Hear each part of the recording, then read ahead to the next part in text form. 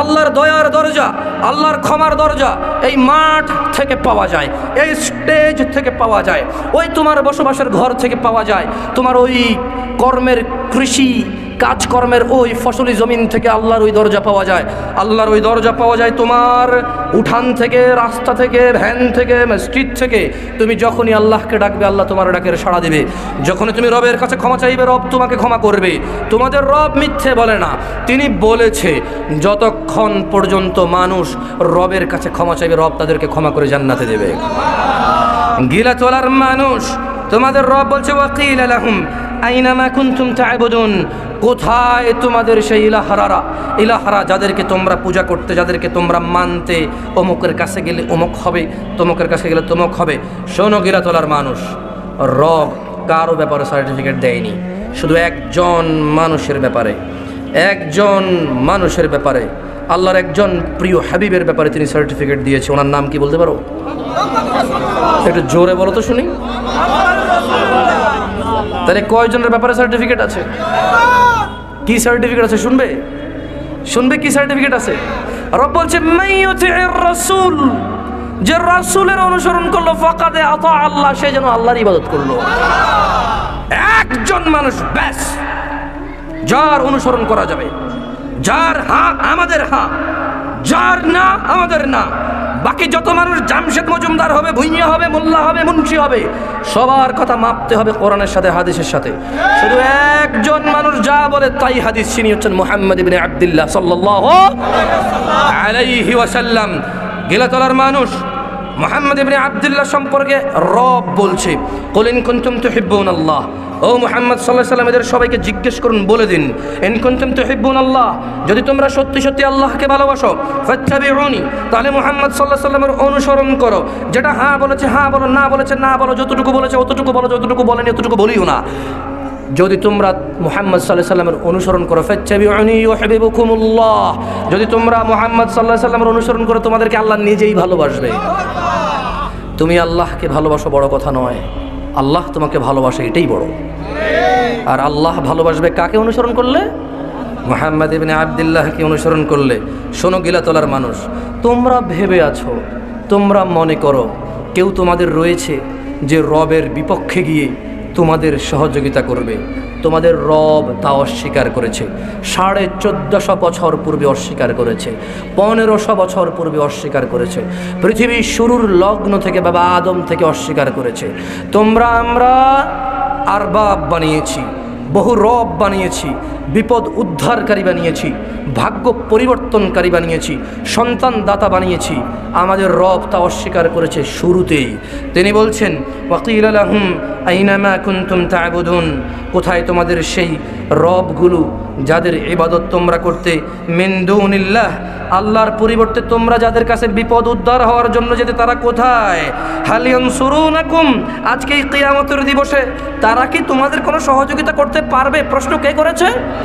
জবাব কে দেবে? আমরা। জবাব কে দেবে? আল্লাহ প্রশ্ন করতেছে যে মিন দুনিল্লাহ, আল্লাহর পরিবর্তে, আল্লাহ ছাড়া, হাল ইয়ানসুরুনাকুম, কেউ কি তোমাদের উদ্ধার করতে পারবে? আল্লাহ এরপর বলছেন যে আও ইয়ানতাসিরুন, নাকি তোমরা কার উদ্ধার করতে পারবে? আপনি পারবেন কার উদ্ধার করতে? একজন লোক দাঁড়ান যিনি কিয়ামত দিবসে কোনো লোককে আল্লাহ জাহান্নামে দিয়ে দিবে, উনি জাহান্নাম থেকে বের করবে। দাঁড়ান তো একজন। নাই? পারবে না? কি কোন? কার বিয়ে হয় না, সিস্টেম করে কিছু ঢুকাই দিচ্ছে, হয়ে যাচ্ছে। কার চাকরি হয় না, সিস্টেম করে এখানে ঝুলাই দিচ্ছে, হয়ে যাচ্ছে। বুঝি জাহান্নাম থেকে আর বাইর করতে পারবে না? কি কোন? মাশাআল্লাহ, আপনাদের অনেক জ্ঞান রয়েছে। মাশাআল্লাহ, আমি দোয়া করি আল্লাহ আপনাদের জ্ঞান আরো বৃদ্ধি করে দিন। আপনারা এখন যেই কথাটি বলেছেন, এই কথাটি আল্লাহ আয়াতুল কুরসিতে বলেছে। কোথায় বলেছে? আল্লাহ বলেছে যে মান যাল্লাযী ইয়াশফাউ ইনদাহু ইল্লা বিইযনিহি, কে আছে যে আল্লাহর কাছে সুপারিশ করবে অথচ আল্লাহ অনুমতি না দিলে? কেউ আছে? এই সুপারিশ করার অনুমতি কে পাবে? মুহাম্মদ সাল্লাল্লাহু আলাইহি ওয়াসাল্লাম পাবে। কে পাবে? তাহলে আমরা একজন ব্যক্তির নাম পেলাম যাকে আল্লাহ সুপারিশ করার অনুমতি দিবে। তাও কে দিবে? কে দিবে? আল্লাহ। কাকে দিবে? এই ছাড়া আপনি একজন লোকের নাম বলেন আমাকে, যার কথা কোরআনে আছে, যার কথা হাদিসে আছে, যে আল্লাহ তাকে সুপারিশ করার অনুমতি দিবে, যে বলতে পারবে ইয়া আল্লাহ আমার অমুক, আমার তমুক, আল্লাহ আমি আল্লাহ আমার অমুক, ছেড়ে দেন। এরকম আল্লাহর সাথে কথা বলতে পারবে অমুক তমুক বলে, এরকম মুহাম্মদ সাল্লাল্লাহু আলাইহি সাল্লাম ছাড়া আরেকজন লোকের নাম বলেন তো? আরে আদমে পারবে না আলাইহিস সালাম, আদম আলাইহিস সালাম। ভাবা যায় ইব্রাহিম আলাইহিস সালাম, যাকে আগুনে ফেলে দিয়েছে আল্লাহ জ্বালায়নি, যার এক ফোঁটা পানি থেকে জন্ম হলো ইসমাইল আলাইহিস সালাম। ইসমাইল আলাইহিস সালামকে কেন্দ্র করে জমজম এখন পর্যন্ত চলে, মুসলিম জাতির নেয়ামত। এই ইসমাইলের পিতা বাবা যায় ইব্রাহিম আলাইহিস সালাম। আল্লাহ বলছে জবেহ করো তোমার আদরের সন্তানকে। ইব্রাহিম আলাইহিস সালাম পুত্রকে কি বললো? পুত্র তোমাকে জবেহ করতে আল্লাহ বলেছে, কোরবানি দিতে তোমাকে। পুত্র বলল যে আপনার রব কি আপনাকে বলেছে আমাকে জবেহের কথা? বাবা বলল যে হ্যাঁ আমার রব বলেছে। পুত্র বলল আপনার রব যেহেতু বলেছে আমাকে জবেহ করতে, আপনি আমাকে জবেহ করে দেন। সুবহানাল্লাহ। আল্লাহকে এত ভালোবাসে এর ছেলে আর বাপে, এগুলো ইব্রাহিম আলাইহিস সালাম আর ইসমাইল আলাইহিস সালাম। বাপে এত ভালোবাসে আল্লাহকে, ছেলেকে জব করে দেবে। ছেলে এত ভালোবাসে আল্লাহকে, নিজে জব হয়ে যাবে বাপের কাছে। এইরকম ইসমাইল আলাইহিস সালাম এবং ইব্রাহিম আলাইহিস সালাম নাকি সুপারিশ করতে পারবে না? ভাবা যায়? আপনি ভাবতেছেন? সুবহানাল্লাহ। মূসা আলাইহিস সালাম, যার সাথে আল্লাহ তুর পাহাড়ে সরাসরি কথা বলতো, কোনো মাধ্যম লাগতো না, আল্লাহ বলতো। সুবহানাল্লাহ। কে বলতো? কে বলতো? মূসা আলাইহিস সালাম। কম ভালোবাসতে আল্লাহ কথা বলেছে? বলেন, কম ভালোবাসতে আল্লাহ মূসার সাথে কথা বলেছে আলাইহিস সালাম। মূসা আলাইহিস সালাম নাকি সুপারিশ করতে পারবে না, ওর নাম নাই, লিস্টে নাই নাম। এই আদম আলাইহিস সালাম থেকে যত মানুষ আল্লাহ তৈরি করছে সবাই নাকি বলবে নফসি নফসি নফসি।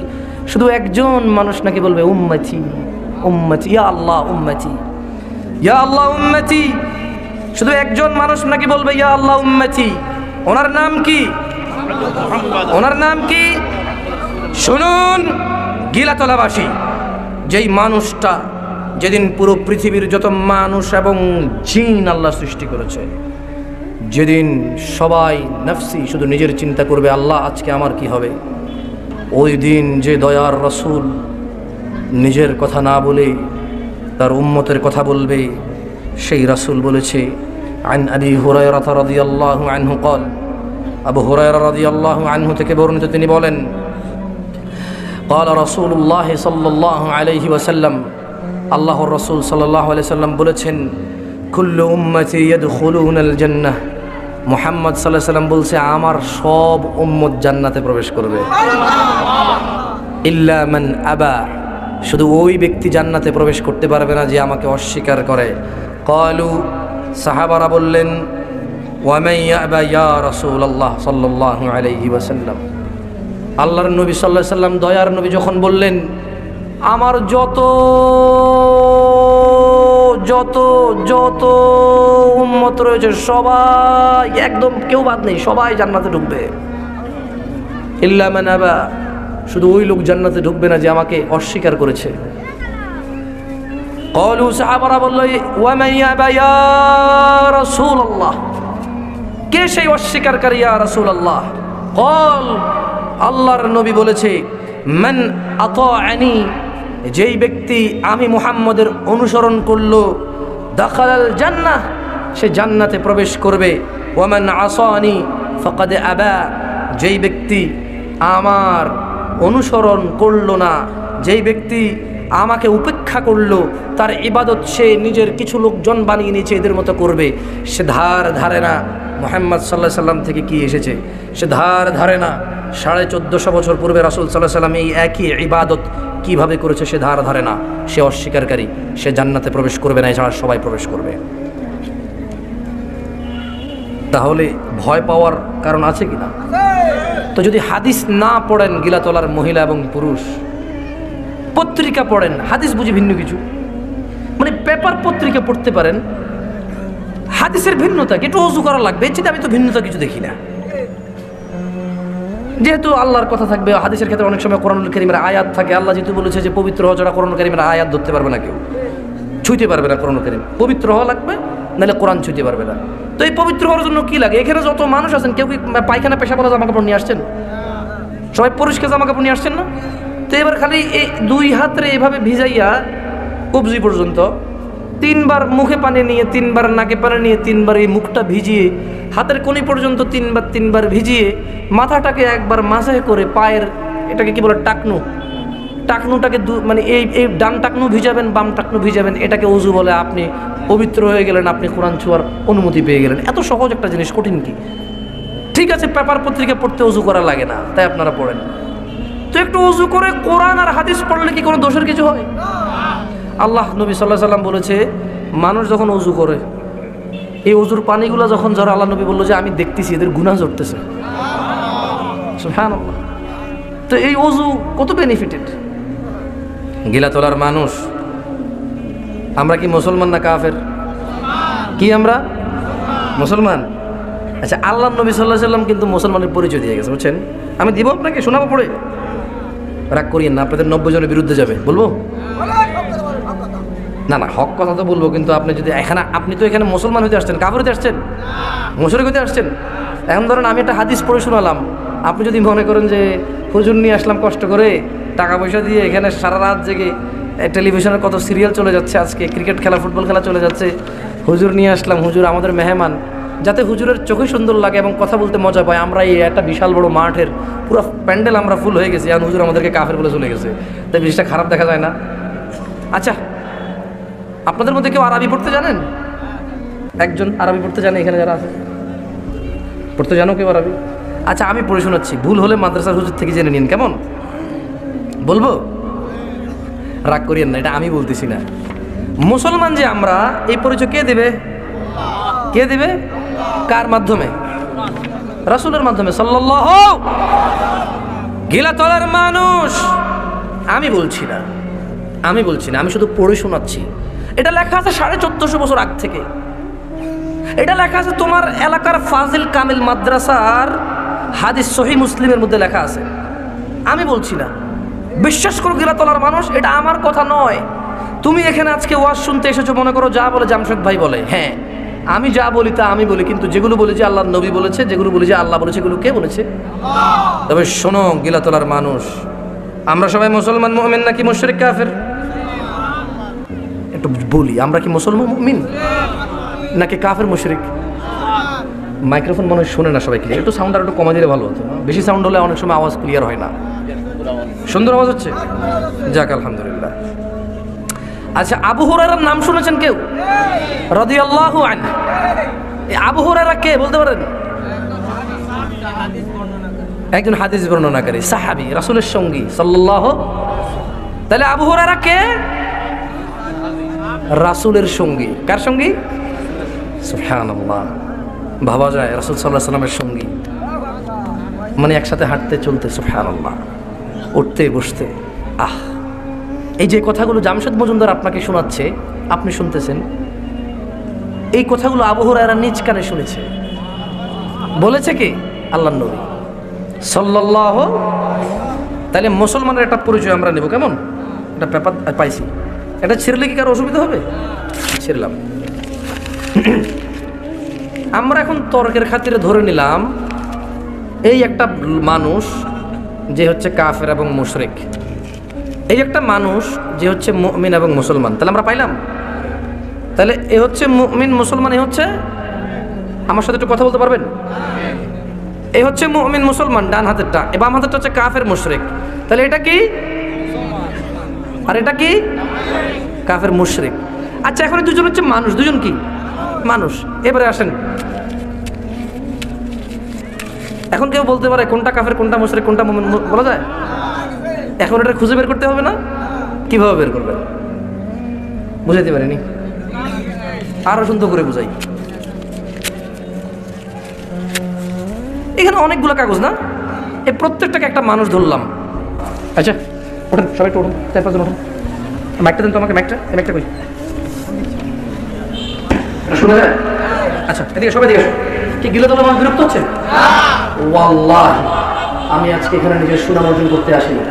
আমি এসেছি, তুমি মুসলমান, তুমি মুমিন, তুমি শিরিক করিও না। শিরিক কত বড় ভয়াবহ নাই সেটা আমি তোমাকে আলহামদুলিল্লাহ, আলহামদুলিল্লাহ। এদিকে সবাই যাতে ভিজিবল হয়। আমরা এখানে কয়জন আছি? 2। এদিকে সবাই ক্লোজ ক্লোজ ক্লোজ।